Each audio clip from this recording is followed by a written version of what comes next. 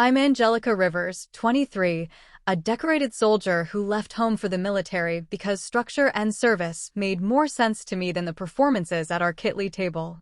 For years, I wired money home, covered bills, and kept my family's reputation intact while I built a life on my own terms. But while I was deployed, they announced I had died in action, held a funeral, and started cashing insurance checks, so I walked into my own service in full uniform and let the truth land. Have you ever been used or betrayed by the people you trusted most? If so, drop your story in the comments. You're not alone. Before I dive in, tell me where you're watching from, and if you've ever had to stand up for yourself after being wronged, tap like and subscribe. What happened next might surprise you. I was 8 years old the first time I realized my parents measured love in currency. My father stood in our cramped Kitley, calculator in one hand, bills scattered across the Formica counter like fallen leaves. My mother hovered beside him, her fingers drumming against her crossed arms, both of them speaking in hushed tones about mortgage payments and credit card statements. When I asked if we could get the new bike I'd seen at the store, they turned to me with identical expressions of exasperation. "Money doesn't grow on trees, Angelica," my mother said, her voice carrying that familiar edge of disappointment. Maybe if you understood what it takes to keep this family afloat. Even then, something about their response felt wrong. Other parents seemed to find ways to say no without making their children feel like burdens. But in our house, every request was met with a lecture about financial responsibility, every need weighed against the family's precarious balance sheet. My childhood was a series of lessons in scarcity, even when abundance was possible. My father worked as a mid-level insurance adjuster, my mother as a part-time bookkeeper. Their income was modest but steady, yet they spoke constantly of being on the verge of financial ruin. They clipped coupons obsessively, bought generic brands exclusively, and turned off lights with military precision. But they also subscribed to expensive cable packages and bought new cars every few years, contradictions that confused me then and disturb me now. The house itself reflected their priorities. The front yard was meticulously maintained, the exterior painted and pressure-washed annually. Inside, behind closed doors, carpet frayed at the edges and appliances wheezed through their final years. Appearances mattered more than substance, a lesson they taught without words. My younger brother Mark absorbed this philosophy differently than I did. Where I internalized their criticism and worked harder for approval, he learned to manipulate their system. He would break something deliberately, then charm his way out of consequences. He understood instinctively that their love was transactional, and he became skilled at making favorable trades. I chose a different path. I earned straight A's, kept my room spotless, and never asked for anything unless absolutely necessary. I thought excellence would eventually earn their respect, their genuine pride rather than the performative version they displayed at parent-teacher conferences. When teachers praised my work ethic, my parents would nod and smile, accepting credit for raising such a disciplined child. But at home, achievement was expected, not celebrated. High school intensified these patterns. While my classmates navigated typical teenage rebellion, I maintained perfect attendance and graduated valedictorian. My parents attended the ceremony, dressed in their best clothes, beaming as I delivered my speech. Afterward, at the reception, I watched them accept congratulations from other families, discussing my college prospects and future earning potential with obvious satisfaction. "Angelica's always been focused," my mother told Mrs. Henderson from down the street. We taught her early that success requires sacrifice. The word sacrifice echoed in my mind during those conversations. They spoke as if they had made sacrifices for my success, but I couldn't identify what they had given up.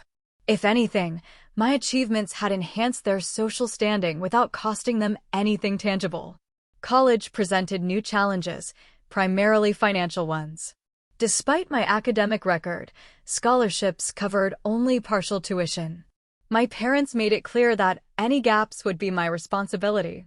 I worked 3 part-time jobs, studied between shifts, and graduated summa cum laude with a degree in criminal justice. The debt was manageable, but the exhaustion was profound. During those college years, my relationship with my parents became increasingly distant. Phone calls were brief and functional, focused on grades and job prospects rather than personal experiences or emotional support. They seemed most interested in my life when it reflected well on them or offered potential financial benefit. The decision to join the military wasn't sudden, but it was decisive. I craved structure, purpose, and the kind of clear expectations that my childhood had promised, but never delivered. The military offered all of that, plus immediate employment and eventual educational benefits. When I announced my decision at a family dinner during my final semester, the response was mixed. "The military," my father said, setting down his fork with deliberate precision. "That's dangerous work, Angelica. Have you considered something more stable?" My mother's concerns were different. "What about your student loans? And how will this affect your long-term career prospects?" Mark, now a high school senior, was the only one who seemed genuinely impressed. "That's actually pretty cool," he said, earning sharp looks from both parents. The conversation that followed revealed their true concerns. They weren't worried about my safety or happiness, they were calculating the impact on their own lives. My military salary would be modest compared to what they had hoped I might earn in a corporate career. My deployments would limit my ability to provide financial support or enhance their social status through my achievements. "We just want what's best for you," my mother said finally, but her tone suggested disappointment rather than support. I enlisted 3 months after graduation. Basic training was physically demanding but emotionally liberating. For the first time in my adult life, I was surrounded by people who evaluated performance based on objective standards rather than familial expectations. Merit meant something concrete here, advancement followed clear pathways, and respect was earned through competence and character. My parents attended my graduation from basic training, dressed appropriately and carrying themselves with the dignity they reserved for public occasions. They took photos, shook hands with my commanding officers, and expressed pride in my transformation from civilian to soldier. But privately, they seemed uncomfortable with my new confidence and the obvious respect I commanded from my peers. "You seem different," my mother said during the drive back to their hotel. "More serious." "More military," my father added, and I couldn't tell if he meant it as criticism or observation. The change was real. Military service had given me something my childhood never had, a clear understanding of my own worth, independent of others' opinions or financial considerations. I was good at this work, respected for my judgment and valued for my contributions. It was intoxicating after a lifetime of conditional approval. My first deployment came 8 months later to a forward operating base in Afghanistan. The work was challenging and occasionally dangerous, but it reinforced everything I loved about military service. Decisions mattered, competence was rewarded, and the mission provided clear purpose. I thrived in that environment, earning commendations and the respect of both superiors and subordinates. Communication with my family during that deployment followed predictable patterns. My parents' emails focused on their daily activities and neighborhood news, with occasional questions about my safety that felt obligatory rather than heartfelt. They seemed more interested in being able to tell others that their daughter was serving overseas than in understanding what that service actually entailed. When I returned stateside, they hosted a welcome home dinner, inviting extended family and neighbors to celebrate my service. I sat at their dining room table, still adjusting to civilian surroundings, while they recounted stories of worry and pride that bore little resemblance to our actual communications during my deployment. "We hardly slept," my mother told my aunt, dabbing at dry eyes with a tissue.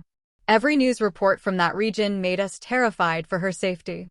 The performance was flawless, but I remembered the reality: months between phone calls, delayed responses to my emails, and conversations that rarely lasted more than 15 minutes.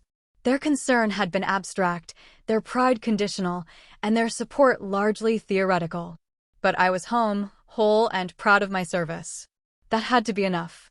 During the weeks that followed, subtle changes in family dynamics became apparent. My parents asked detailed questions about my military benefits, particularly health insurance and educational opportunities. They wondered aloud about my housing allowances and deployment pay. When I mentioned signing up for life insurance through the military, their interest sharpened noticeably. "That's smart," my father said. You're in a dangerous profession now. It's important to plan ahead. Their questions felt invasive, but I attributed them to parental concern rather than anything more troubling. Parents worry about their children's financial security, especially when those children have chosen careers that involve risk. I answered their questions honestly, sharing details about my benefits package and long-term career prospects. Looking back, I should have recognized the warning signs then. But at 23, fresh from my first successful deployment and proud of my service, I wanted to believe their interest reflected genuine care rather than calculation.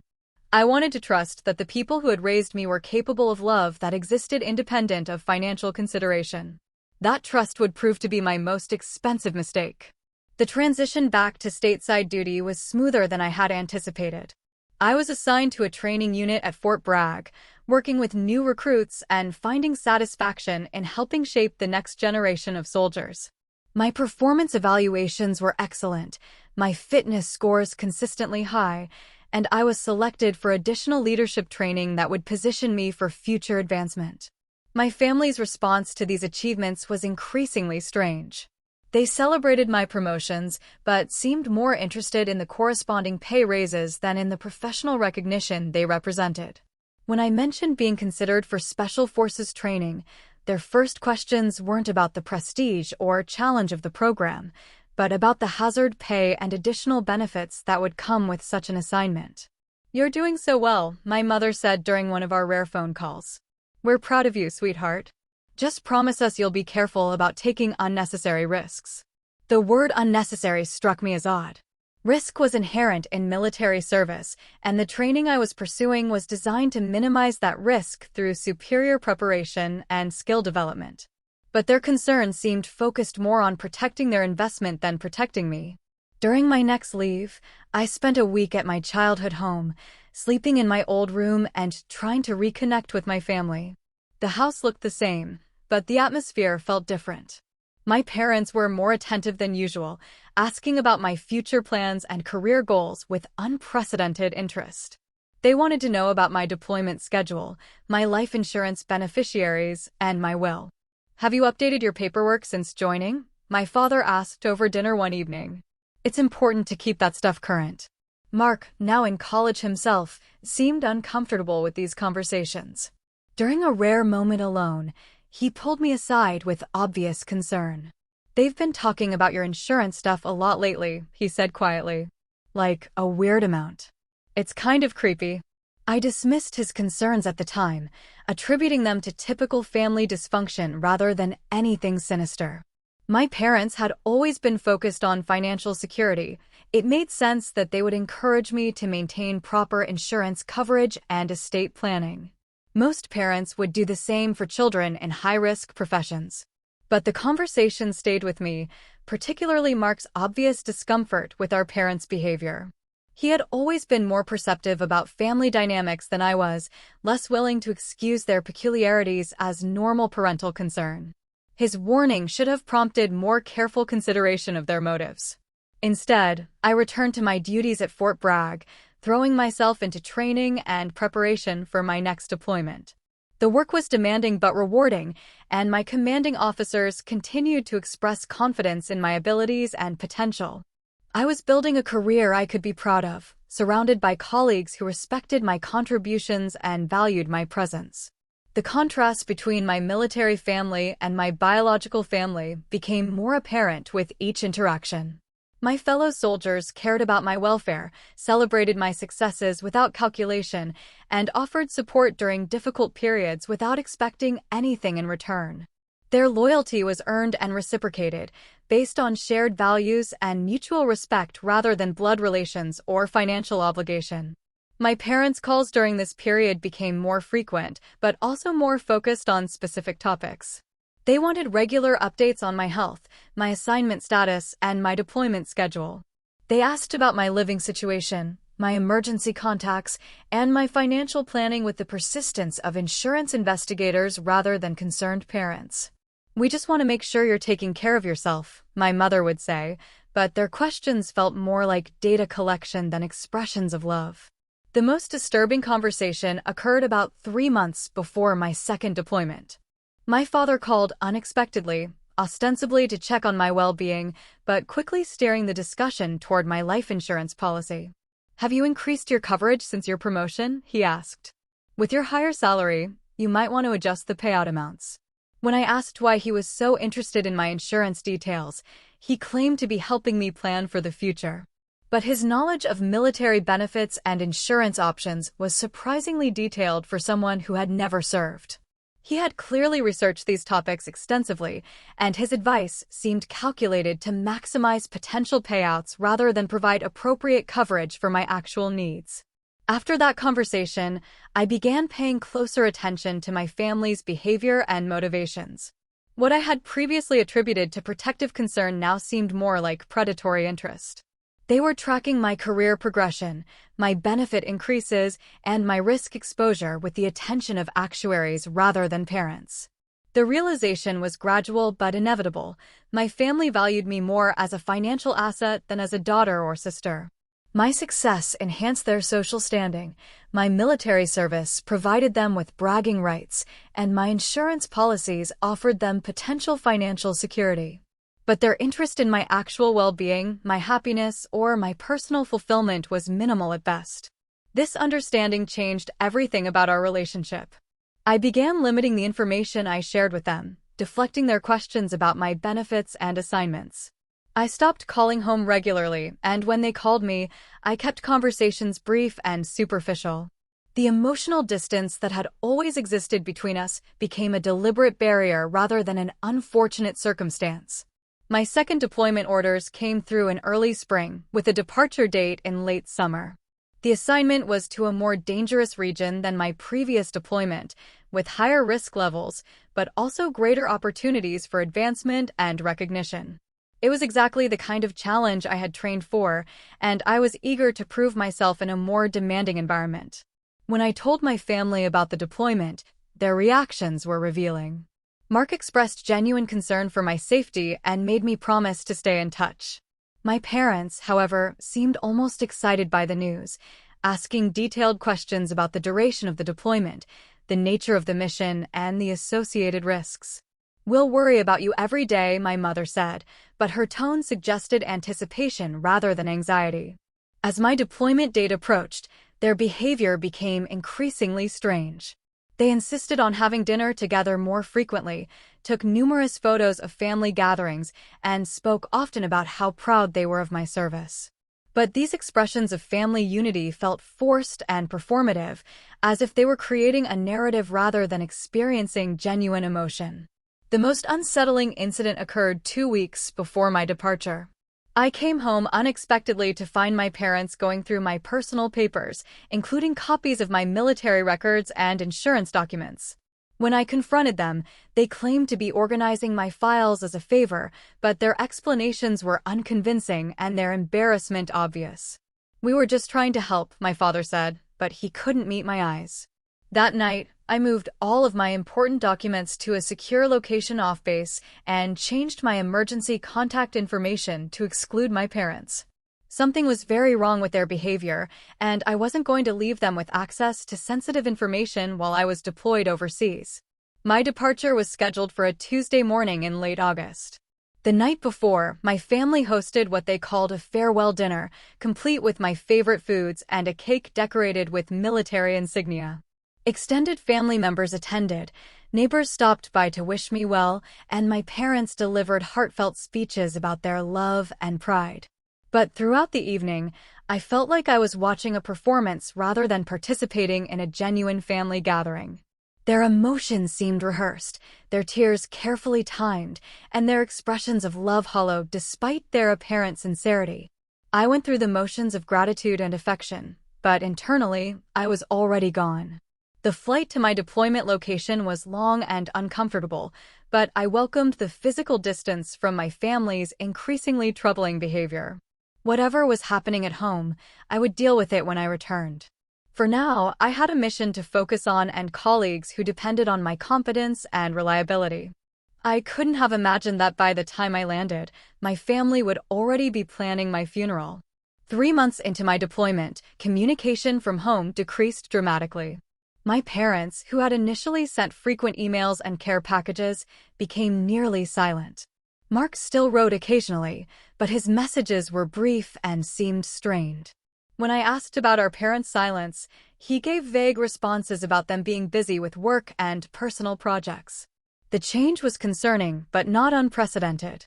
Families sometimes struggled with the emotional demands of having a deployed relative, and some found it easier to maintain distance rather than confront their fears.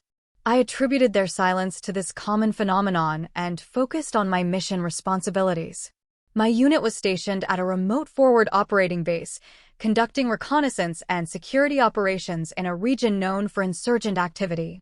The work was challenging and occasionally dangerous, but exactly the kind of assignment I had trained for. My performance evaluations were excellent, and my commanding officer had mentioned the possibility of recommending me for commendation upon completion of the deployment. The isolation of our location meant that internet access was limited and often unreliable. We could send brief emails during scheduled communication windows, but extended conversations were impossible. Most of us fell into patterns of minimal contact with home, saving our communication time for essential updates rather than lengthy personal conversations.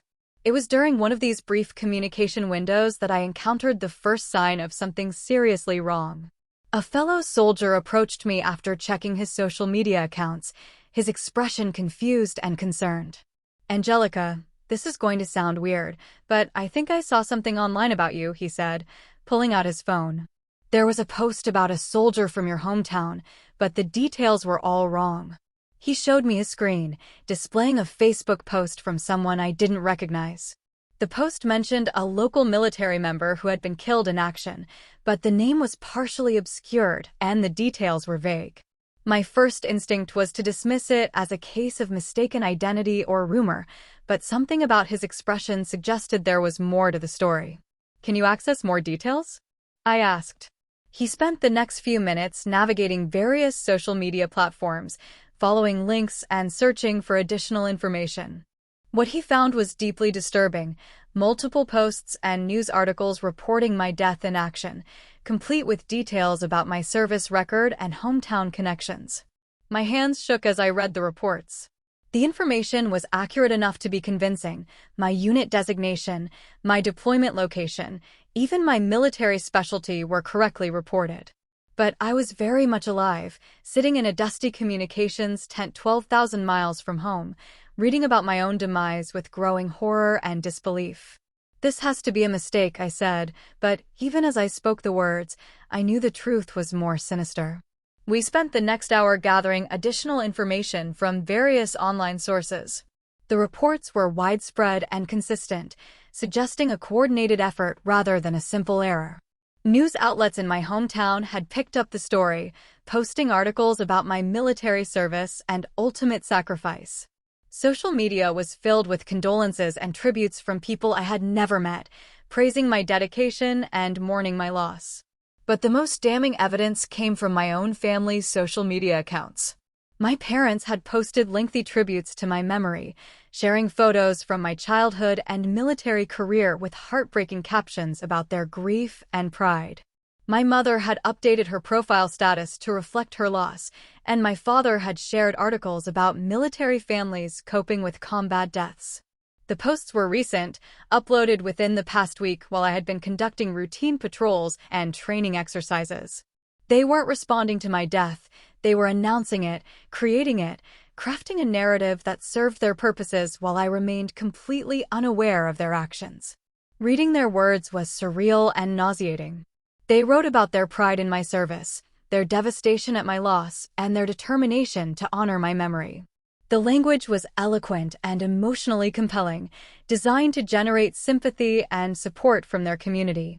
But every word was a lie, and I was alive to witness their deception.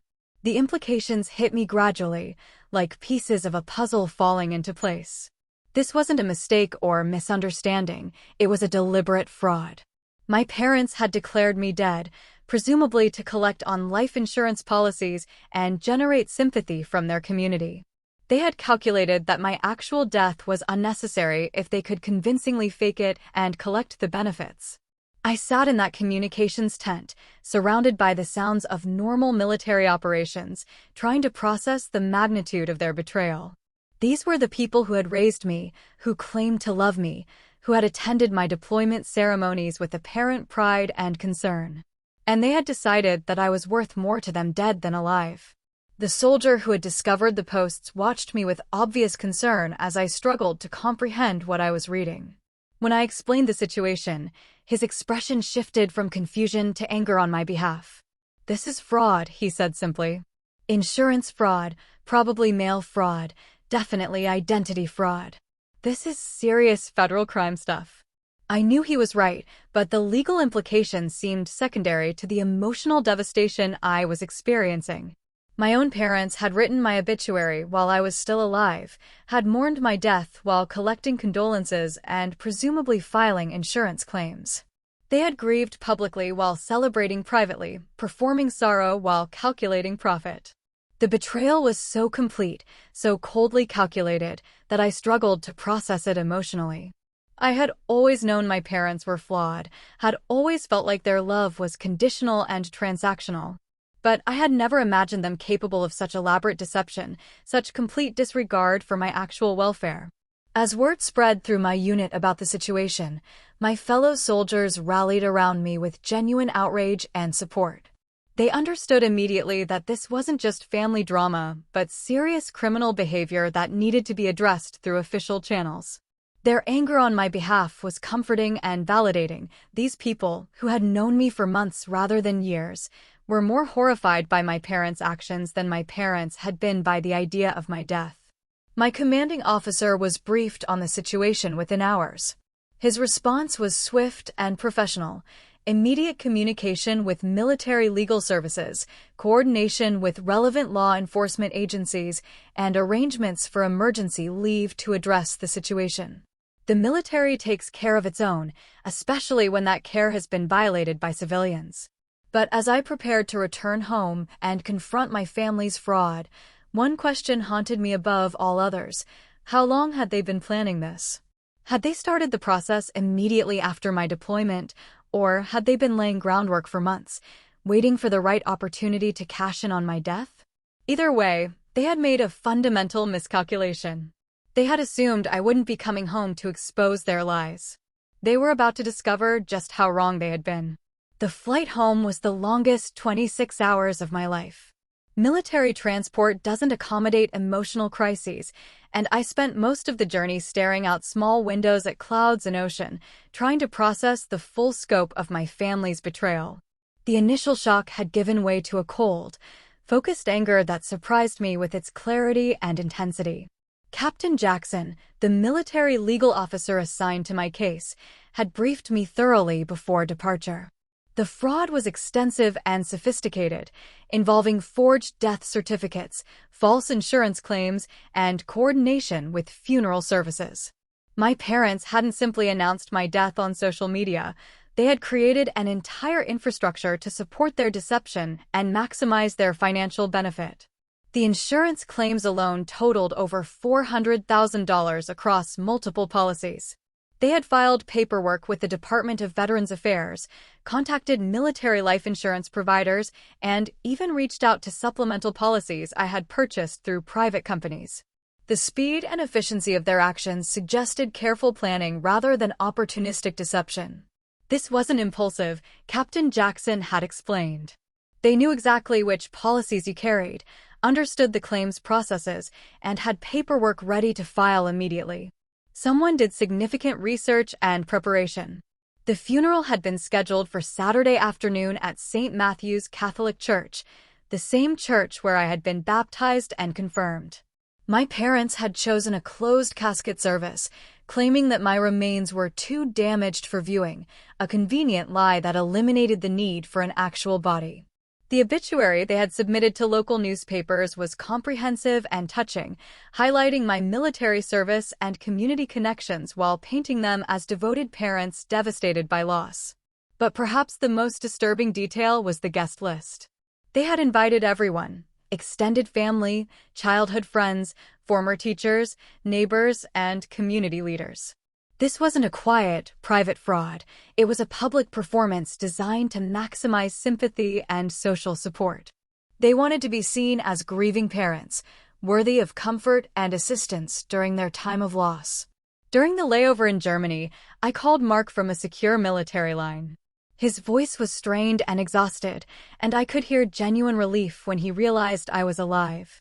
"Jesus Christ, Angelica, where have you been?" he said, his voice breaking. "They said you were dead." There were military officials here, paperwork, arrangements. I've been going crazy. "What officials?" I asked, though I suspected the answer. "Nobody in uniform," he admitted. "Insurance people, mostly.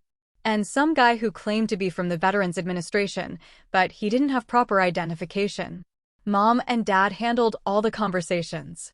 They said I was too upset to deal with the details." Mark's account confirmed my worst suspicions. My parents had orchestrated every aspect of the fraud, controlling information flow and limiting outside contact that might expose their deception. They had presented themselves as the primary points of contact for all official business, ensuring that any questions or verification attempts would be filtered through them. "The funeral is tomorrow," Mark continued. "I can't believe they're going through with it. This feels so wrong, Angelica. Even if you were actually dead, this whole thing feels wrong." I could hear the moral conflict in his voice. He had always been more perceptive about our parents' character flaws, but even he seemed shocked by the scope of their deception. The brother I remembered as manipulative and self-centered was demonstrating more ethical clarity than the people who had raised us both. "Are you coming home?" he asked. "I'm coming home," I confirmed. "But not the way they expect." The plan Captain Jackson and I had developed was simple and direct. I would attend my own funeral in full dress uniform, accompanied by military legal personnel and federal investigators. There would be no advance warning, no opportunity for my parents to prepare explanations or escape consequences. They would face the truth publicly, in front of everyone they had deceived. The final leg of my journey took me to Raleigh-Durham Airport, where I was met by Agent Johnson from the FBI's Financial Crimes Division and Agent Lee from the military's Criminal Investigation Division. Both had been working on the case since Captain Jackson had initiated the investigation, gathering evidence and coordinating with various agencies to build a comprehensive case against my parents.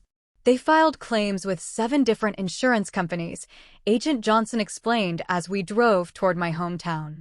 Total potential payout was close to $600,000. They've already received partial payments from 3 companies, with others pending verification. The scope of the fraud was staggering. My parents hadn't just exploited 1 or 2 policies, they had systematically targeted every possible source of death benefits, including some I hadn't even known existed. They had researched survivor benefits, veterans programs, and supplemental insurance policies with the thoroughness of professional criminals. "How did they get access to my policy information?" I asked. Agent Lee consulted his notes. "Combination of methods. Some information they had from family discussions, some they obtained by posing as representatives of your estate, and some they accessed through documents you had stored at their house. They've been collecting information for months, possibly longer." The betrayal felt fresh with each new detail. Every conversation about my military benefits, every question about my insurance coverage, every request to update my paperwork had been part of their preparation for this fraud. They had been planning my death for months while I was risking my actual life in service to my country. As we approached the church, I could see cars lining the street and people gathering in small groups outside the main entrance. The community had responded to news of my death with genuine sorrow and support, bringing flowers, food, and condolences to honor my service and comfort my grieving family. These people were innocent victims of my parents' deception, manipulated into participating in a performance they believed was real. I checked my appearance in the car's mirror. My dress uniform was impeccable, my ribbons and insignia properly aligned, my bearing professional and composed. I looked like exactly what I was, a decorated soldier returning from deployment, alive and ready to confront the people who had betrayed her trust and exploited her service. The irony wasn't lost on me. I was about to walk into my own funeral to expose the people who had raised me. In some ways, It felt like the end of my childhood and the beginning of something else entirely, a life defined by my own choices rather than their expectations, my own values rather than their calculations. Agent Johnson parked the car near the church entrance, positioning us for maximum impact when we made our entrance. Through the car windows, I could see my relatives and family friends gathering in the vestibule, dressed in black and speaking in hushed tones appropriate to the occasion. "Are you ready for this?" Agent Lee asked. I straightened my uniform jacket and took a deep breath. I've been ready for this my entire life. The church was packed beyond capacity, with people standing along the walls and in the aisles to accommodate everyone who had come to pay their respects. I recognized faces from throughout my childhood, teachers, neighbors, family friends, and relatives I hadn't seen in years.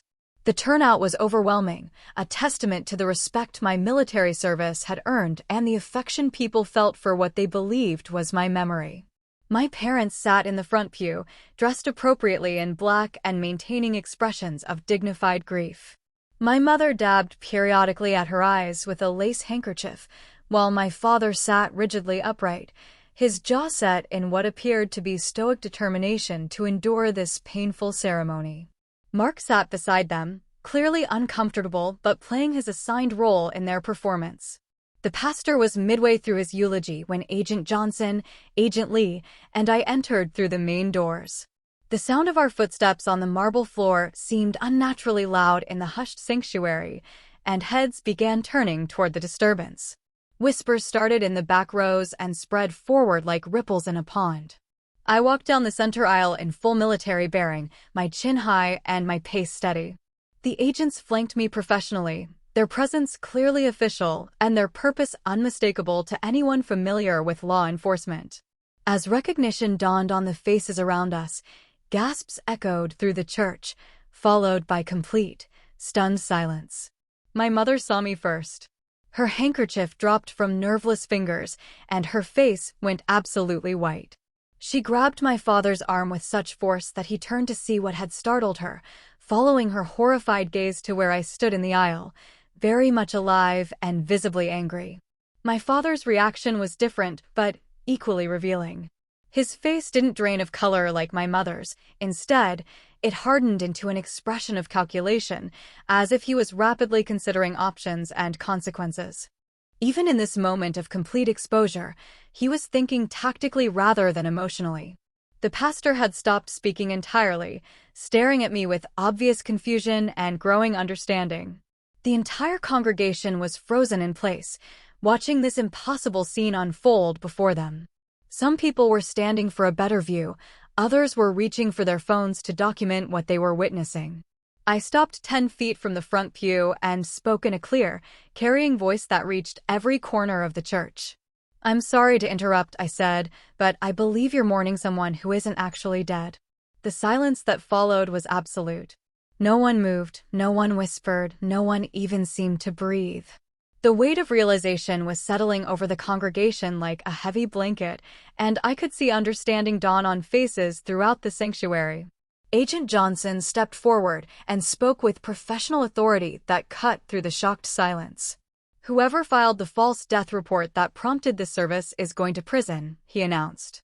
"This is an ongoing federal investigation into insurance fraud, identity fraud, and mail fraud. Anyone with information about these crimes should contact the FBI immediately." My mother collapsed then, not gracefully or dramatically, but with the boneless surrender of someone whose entire world had just imploded. She slumped against my father, who caught her automatically but continued staring at me with that same calculating expression. Mark jumped up to help her, but his eyes never left my face, and I could see relief mixed with horror in his expression. The congregation erupted in chaos. People were standing, pointing, talking loudly, and pushing toward the aisles for better views or quicker exits. Cell phones appeared throughout the sanctuary as people began documenting and sharing what they were witnessing. The careful solemnity of the funeral service had transformed into something between a crime scene and a spectacle. Pastor Hendricks, who had baptized me 18 years earlier, approached with obvious confusion and concern. "Angelica? We were told you had been killed in Afghanistan. Your parents said military officials had confirmed your death." I've been very much alive in Afghanistan, I replied. I'm here on emergency leave to address this situation. The pastor's confusion shifted to understanding and then to anger as he grasped the full scope of the deception. He had performed funeral services for dozens of military members over the years, providing genuine comfort to actual grieving families. Being manipulated into participating in this fraud was a violation of everything he represented. My father finally stood, still supporting my mother's weight, and attempted to salvage the situation. There's been a terrible misunderstanding, he began, but Agent Lee interrupted him immediately. Sir, you have the right to remain silent, Agent Lee said, producing handcuffs with practiced efficiency. Anything you say can and will be used against you in a court of law. As the Miranda warnings continued, I watched my parents' faces with detached fascination. My mother seemed genuinely stunned by the turn of events, as if she had convinced herself that their fraud was somehow justified or legal. My father, however, was clearly calculating his options even as the handcuffs closed around his wrists. The congregation was now openly staring and commenting as federal agents arrested my parents in the church where I had been raised. Children were asking their parents loud questions about what was happening, teenagers were live streaming the event on social media, and adults were calling friends and family to report what they were witnessing. Mark approached me cautiously, still visibly shaken by the morning's revelations. I knew something was wrong, he said quietly. But I never imagined they would do something like this. Did you know about the insurance claims? I asked. He shook his head emphatically. I knew they were handling arrangements, but they said it was all paperwork and legal stuff that I wouldn't understand. They kept me away from the details, said I was too emotional to deal with official business. His explanation rang true. My parents had compartmentalized their fraud carefully, limiting information flow to prevent accidental exposure. Mark had been a useful but unwitting participant, providing legitimacy to their grief performance without access to the criminal details. As my parents were led away in handcuffs, the congregation began dispersing with obvious confusion and discomfort. These people had come to honor what they believed was my sacrifice and to comfort what they thought was my grieving family.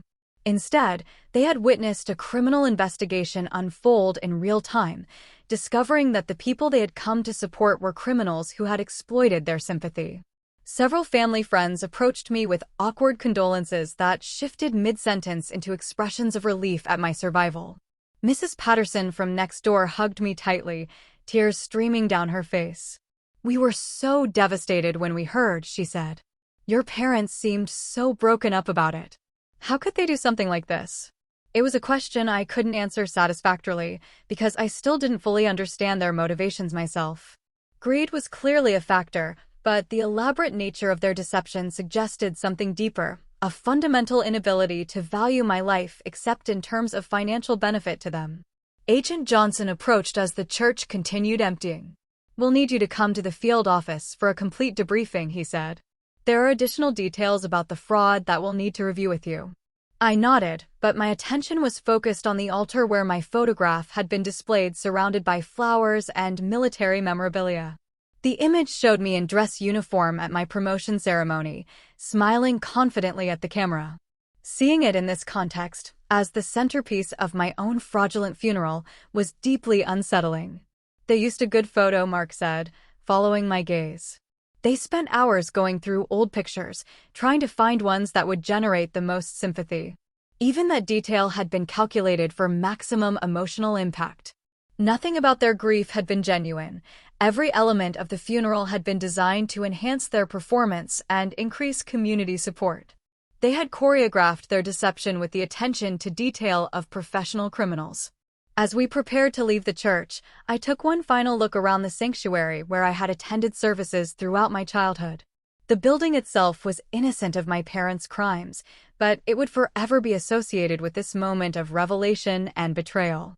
I would never be able to enter this space again without remembering the day I attended my own funeral to expose my parents' fraud. The drive to the FBI field office gave me time to process what had just occurred.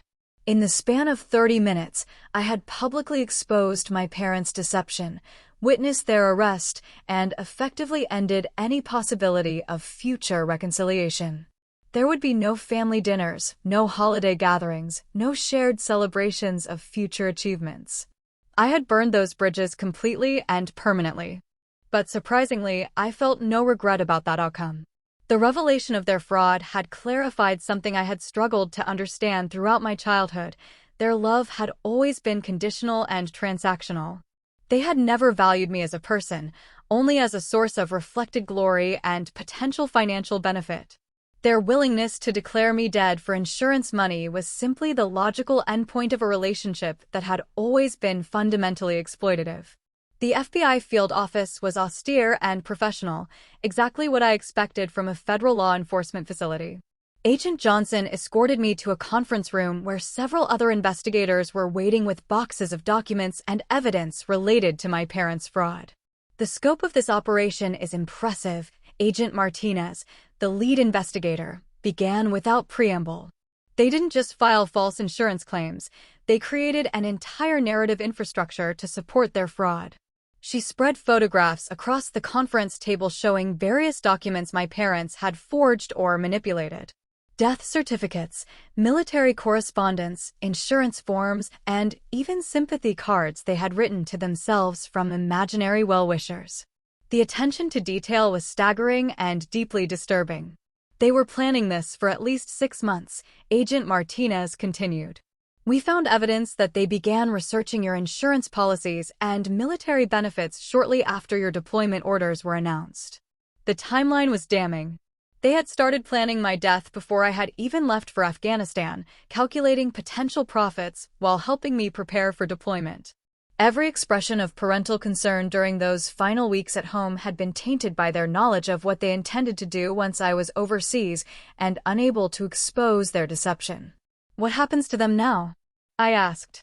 Multiple federal charges, Agent Johnson replied. Insurance fraud, mail fraud, identity fraud, conspiracy, and potentially others depending on what additional evidence we uncover. They're looking at significant prison time, even with plea agreements. The legal consequences seemed appropriate but somehow insufficient. Prison time would punish them for their criminal behavior, but it couldn't repair the damage they had done to my trust, my sense of family, or my understanding of my own worth. Some injuries couldn't be addressed through the justice system. The debriefing continued for several hours, with investigators walking me through every aspect of my parents' fraud and asking detailed questions about my knowledge of their financial situation and behavior. I provided whatever information I could, but much of their planning had been hidden from me deliberately. As the session concluded, Agent Martinez handed me a card with contact information for victim services. This kind of betrayal by family members is particularly traumatic, she said. There are counseling resources available specifically for situations like this. I thanked her but wasn't sure whether I would use the services. Military culture emphasized resilience and self-reliance, and I was hesitant to seek help processing what felt like a personal failure to recognize my parents' true nature. But I kept the card, recognizing that my initial emotional numbness might give way to more complex feelings as the situation developed. Mark was waiting in the lobby when I finished with the investigators. He looked exhausted and older than his 20 years, as if the morning's revelations had aged him significantly. "Where are you staying tonight?" he asked. I hadn't considered the practical implications of my return. My childhood home was now a crime scene, my parents were in federal custody, and I had no other local connections that felt appropriate to impose upon. "I'll find a hotel," I said. "Stay with me," Mark offered. "I have an apartment near campus." It's not much, but it's better than being alone right now. His offer was generous and unexpected. Despite our different responses to our parents' behavior over the years, we had never been particularly close as siblings. But shared trauma has a way of creating bonds that didn't exist before, and I was grateful for his support. We drove to his apartment in silence, both of us processing the day's events in our own ways. The contrast between his modest student housing and our parents' carefully maintained suburban home was stark, but his space felt more honest and authentic than anywhere I had lived with our parents. "I need to ask you something," Mark said after we had settled in his living room with coffee. "Did you ever suspect they were capable of something like this?" The question had been haunting me since I first discovered their fraud, and I still didn't have a satisfactory answer. I knew they were focused on money, I said carefully. I knew their love felt conditional. But I never imagined they would fake my death for insurance money. They talked about your insurance policies constantly after you deployed, Mark said. Every conversation somehow worked around to your benefits and coverage amounts. I thought it was weird, but I figured it was just typical parent worry about their kid in a dangerous job. His observation confirmed what I had already suspected. Their interest in my insurance coverage had been predatory rather than protective. They had been calculating potential profits while I was conducting combat operations, viewing my risk exposure as their financial opportunity. That evening, as I tried to sleep in Mark's spare room, I reflected on the strange turns my life had taken. 3 days earlier, I had been a deployed soldier focused on mission completion and professional advancement. Now I was back in my hometown, having exposed my parents' criminal fraud and effectively ended my relationship with the people who had raised me. But despite the traumatic nature of these revelations, I felt a curious sense of relief. The nagging doubts I had carried about my family's love and support had been resolved definitively. Their betrayal was so complete and undeniable that I no longer needed to question my own perceptions or make excuses for their behavior. For the first time in my adult life, I was free from the obligation to seek their approval or maintain their version of family unity. That freedom came at a terrible cost, but it was still freedom, and I intended to make the most of it. The next morning brought a flood of media attention that I hadn't anticipated. News of the funeral incident had spread rapidly through social media, and reporters were calling Mark's phone and knocking on his apartment door seeking interviews and additional information. Local soldier exposes parents' insurance fraud at own funeral was the headline in the regional newspaper, accompanied by photographs taken at the church and interviews with shocked congregation members. The story had everything journalists loved: family drama, military service, criminal fraud, and a dramatic confrontation scene. Agent Johnson called to warn me about the media attention and offer resources for managing public scrutiny. The FBI was accustomed to high-profile cases, but I was not prepared for the level of interest my story was generating. The narrative is very compelling, Agent Johnson explained. Military hero betrayed by greedy parents makes for powerful storytelling. But remember that you're under no obligation to speak with reporters or provide additional details beyond what's already public. I decided to avoid media interviews entirely, at least initially. The legal case was still developing, and I wanted to focus on processing the emotional implications of my parents' betrayal rather than managing public perception of the situation.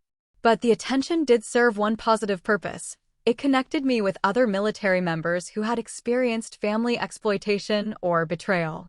Several veterans reached out through military networks to share similar stories and offer support. I learned that family financial exploitation of deployed military members was more common than I had realized, though rarely as elaborate as my parents' scheme. One message particularly resonated with me. A senior non-commissioned officer wrote, "The people who birthed you don't automatically deserve your loyalty or trust. Family is something you build, not something you inherit. You'll find your real family among people who value your life more than your death benefits." His words helped crystallize something I had been struggling to articulate about my experience. My parents' fraud hadn't just been a criminal act, it had been a complete rejection of any genuine familial bond. They had chosen money over their daughter's life, calculation over love, deception over honesty. In doing so, they had forfeited any claim to my loyalty or forgiveness. Over the following days, additional details about their fraud continued to emerge. Investigators discovered that they had researched other military families who had lost children, studying how those families had navigated insurance claims and benefit processes. They had used this research to refine their own approach, borrowing language and procedures from genuine tragedy to enhance their deception. They had also prepared contingency plans in case their fraud was discovered. Hidden bank accounts, forged documents, and even researched escape routes to countries without extradition treaties with the United States. The level of premeditation was staggering and left no room for claims of impulsive behavior or temporary moral confusion. As I learned more about the extent of their planning, my anger evolved into something colder and more permanent. This wasn't a moment of weakness or a desperate response to financial pressure. It was a calculated campaign to exploit my military service and risk exposure for their financial benefit, planned and executed with criminal sophistication. The preliminary hearing was scheduled for the following month, and I would be required to testify about my insurance policies, my deployment status, and my parents' access to personal information. The legal process would be lengthy and public, ensuring that the details of their betrayal would remain in the spotlight for months or years to come. But I was prepared for that scrutiny. My military training had taught me to confront difficult situations with professional composure, and this would be no different. I would testify truthfully about what my parents had done, provide whatever evidence the prosecutors needed, and accept whatever outcome the justice system produced. More importantly, I was beginning to understand that their crime had given me something valuable, absolute clarity about my priorities and relationships going forward. I would never again question whether someone's interest in me was genuine or calculating. I would never again make excuses for exploitative behavior or rationalize betrayal as misguided love. My parents had taught me a brutal but valuable lesson about the difference between family and relatives, between love and manipulation, between support and exploitation. They had intended to profit from my death, but instead they had given me the tools to build a better life without them. The legal proceedings unfolded with bureaucratic efficiency over the following months. My parents pled guilty to federal fraud charges in exchange for reduced sentences, acknowledging their crimes while offering minimal explanations for their behavior. My mother claimed they had been overwhelmed by financial pressures and had made desperate decisions. My father maintained that they had never intended to cause me harm, as if defrauding insurance companies while I was alive was somehow less offensive than doing so after I was actually dead. Their explanations rang hollow to me and apparently to the judge as well. Financial pressure might explain theft or embezzlement, but it didn't explain the elaborate nature of their deception or the coldness with which they had planned it.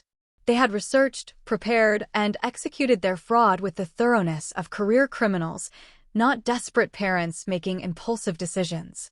The sentence hearing provided my only opportunity to address them directly about their betrayal. I had prepared remarks that I hoped would convey the full impact of their actions without descending into emotional melodrama or personal attacks. "Your Honor," I began, reading from notes I had written and rewritten dozens of times, "the defendants didn't just commit insurance fraud. They declared me dead while I was serving my country, held a funeral while I was conducting combat operations, and collected sympathy from a community that believed they were grieving parents. They exploited not only insurance companies and government agencies, but also friends, relatives, and neighbors who genuinely cared about our family." I looked directly at my parents as I continued. They sat at the defendant's table in orange jumpsuits, their hands cuffed in front of them, looking older and smaller than I remembered. My mother was crying quietly, but my father maintained the same calculating expression he had worn throughout the proceedings. But perhaps most importantly, I continued, they taught me that some relationships aren't worth preserving, regardless of blood connections or shared history. They taught me to value the family I choose over the relatives I inherited. For that lesson, I suppose I should thank them. My mother's crying intensified at these words, but my father's expression didn't change. Even facing federal prison time, he seemed more concerned with managing the situation than with expressing genuine remorse for what they had done. The judge sentenced them to 4 years in federal prison, plus restitution to the insurance companies they had defrauded. The sentence was within the range prosecutors had recommended, acknowledging both the seriousness of their crimes and their cooperation with the investigation. As they were led away after sentencing, my mother turned back toward me with an expression of desperate appeal, as if she expected some gesture of forgiveness or reconciliation. I met her gaze steadily, but said nothing. There was nothing left to say that hadn't already been said in court records and legal proceedings. Mark attended the sentencing hearing and sat with me throughout the proceedings. Our relationship had evolved significantly during the months since the funeral incident. Shared trauma had created a bond between us that hadn't existed during our childhood, and we had begun building an adult sibling relationship based on mutual respect rather than family obligation. Do you think you'll ever speak to them again? He asked as we left the courthouse. I don't know, I answered honestly. Right now, I can't imagine what they could say that would matter to me. I keep thinking there must have been signs we missed, Mark said. Some indication that they were capable of something like this. I had pondered the same question repeatedly, reviewing my childhood and adult interactions with our parents for warning signs I might have overlooked. But the truth was that their fraud, while extreme, was consistent with patterns of behavior they had displayed throughout our lives. They had always prioritized appearances over substance, financial considerations over emotional ones, their own needs over their children's welfare. The signs were there, I said finally. We just didn't recognize them as signs of criminal behavior. The months that followed brought unexpected opportunities for growth and connection. Military leadership had been impressed by my professional handling of a personally traumatic situation, and I was selected for advanced training programs that would accelerate my career progression. My fellow soldiers had rallied around me during the legal proceedings, providing support and friendship that felt more genuine than anything I had experienced with my biological family. I also connected with organizations that supported military families affected by financial exploitation and fraud. My story had inspired other service members to report suspicious behavior by relatives, and several additional cases had been uncovered and prosecuted. My parents' fraud had exposed a broader pattern of family exploitation that military legal services were now better equipped to address. The Victim Services Counselor Agent Martinez had recommended proved helpful in processing the complex emotions surrounding my parents' betrayal. I learned that feelings of relief, anger, and sadness could coexist without contradiction, and that healing didn't require forgiveness or reconciliation with the people who had caused harm. Your parents made choices that prioritized their financial gain over your life and welfare, the counselor explained during one of our sessions. Your response to those choices doesn't have to include maintaining a relationship with them. Family loyalty shouldn't be unconditional when family behavior is unconscionable. Her words helped validate decisions I had already made about my future relationship with my parents. I would not visit them in prison, would not maintain correspondence, and would not participate in any reconciliation efforts they might attempt. They had forfeited the right to my time, energy, and emotional investment through their own actions. As my emergency leave concluded and I prepared to return to my unit, I reflected on how profoundly the experience had changed my perspective on family, loyalty, and personal worth. My parents had intended to profit from my death, but instead they had given me life in ways they never intended. I was no longer the young woman who had sought their approval and made excuses for their behavior. I was a decorated soldier with clear boundaries, genuine friendships, and a chosen family that valued my life more than my death benefits. I was free from the obligation to maintain relationships that served others at my expense, free to build connections based on mutual respect and genuine affection. My parents were beginning 4-year prison sentences, but I was beginning the rest of my life. The contrast seemed appropriate and just.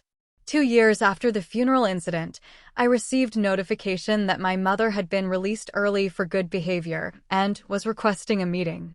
The letter, forwarded through military legal services, expressed remorse for her actions and desire to rebuild our relationship.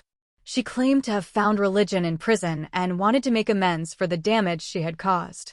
I read the letter twice, then filed it without responding. Her desire for reconciliation was understandable, but it wasn't my responsibility to provide absolution or emotional healing for her choices. She would have to find peace with her actions through other means, because I had no interest in revisiting that relationship. My father remained in prison and had made no attempts at contact. His silence was more honest than my mother's appeals for forgiveness, acknowledging through inaction that some betrayals were too complete for repair. Mark had graduated from college and was building his own career in a different state. We maintained regular contact and had developed the kind of adult sibling relationship that might have been impossible while navigating our parents' manipulation and exploitation.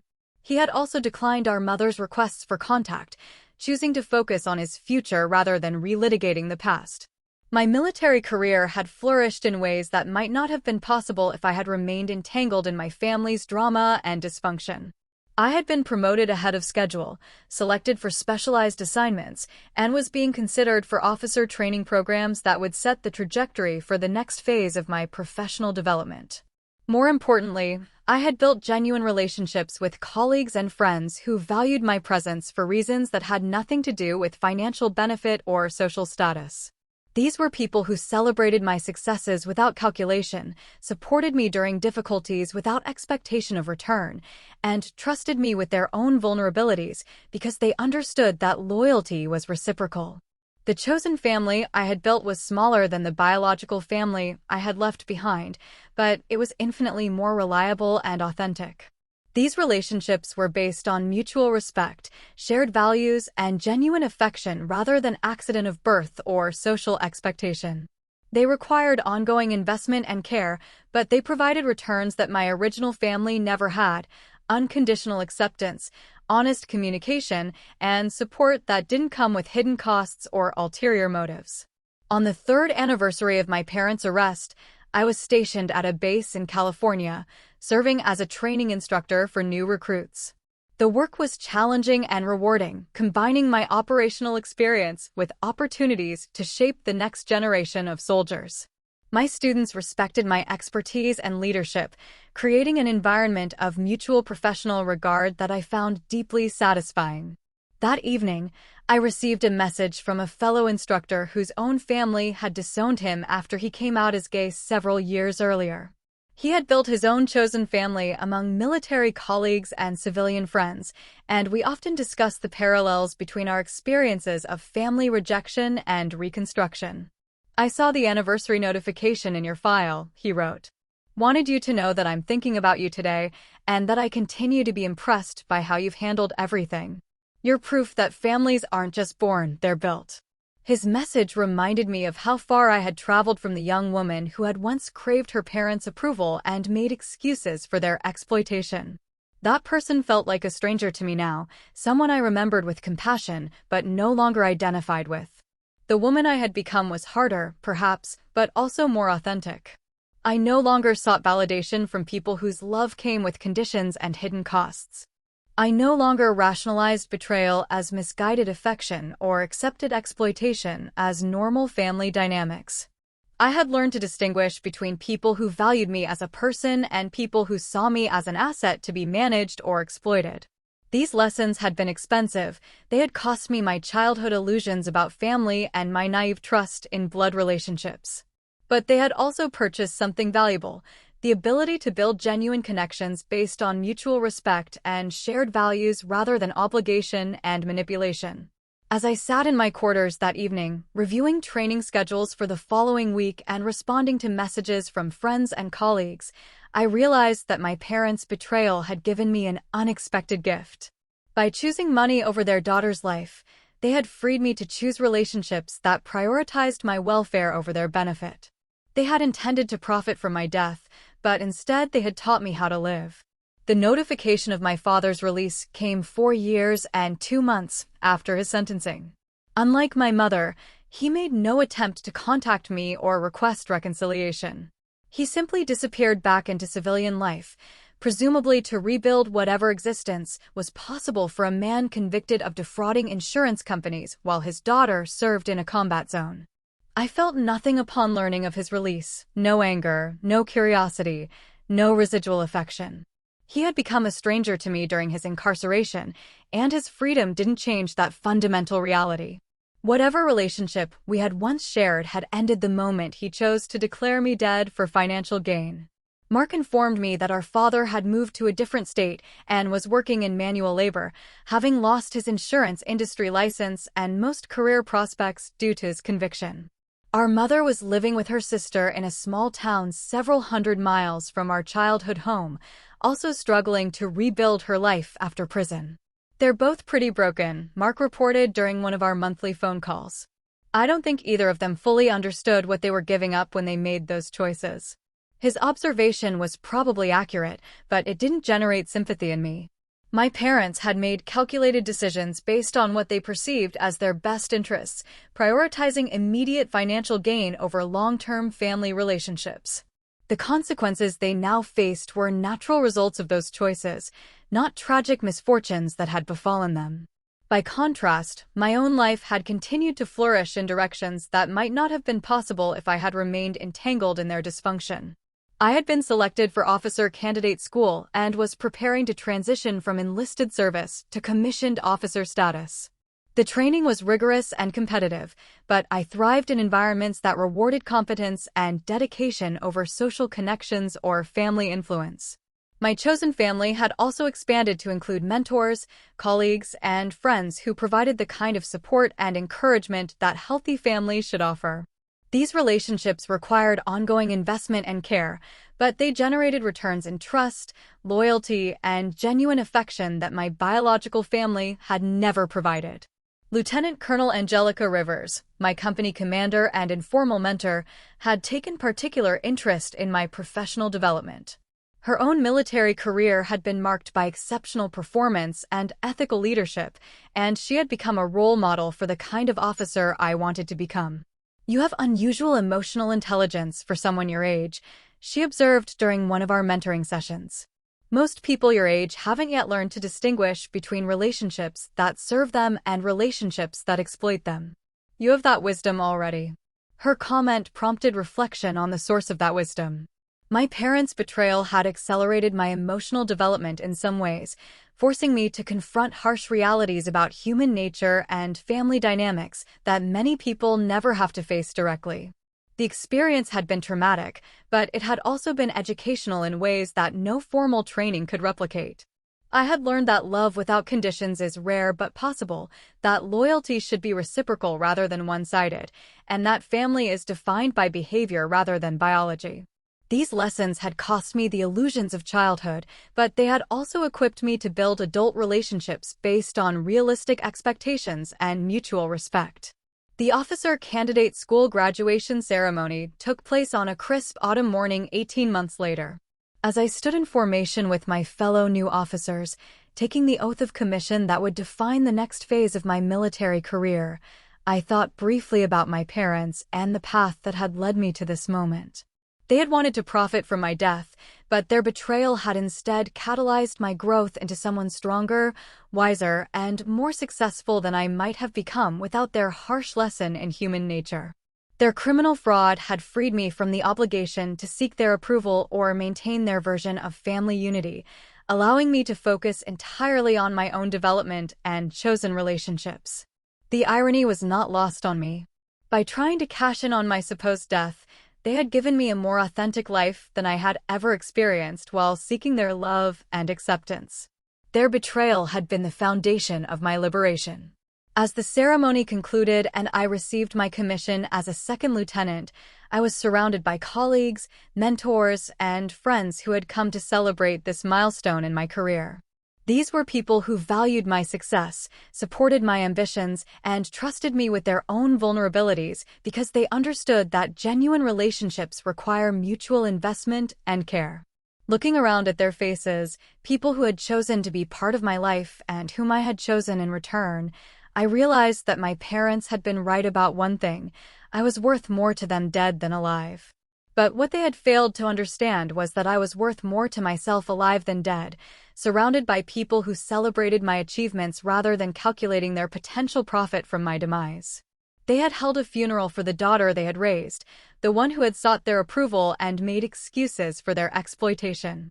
That daughter had indeed died, replaced by someone who understood the difference between family and relatives, between love and manipulation, between support and exploitation.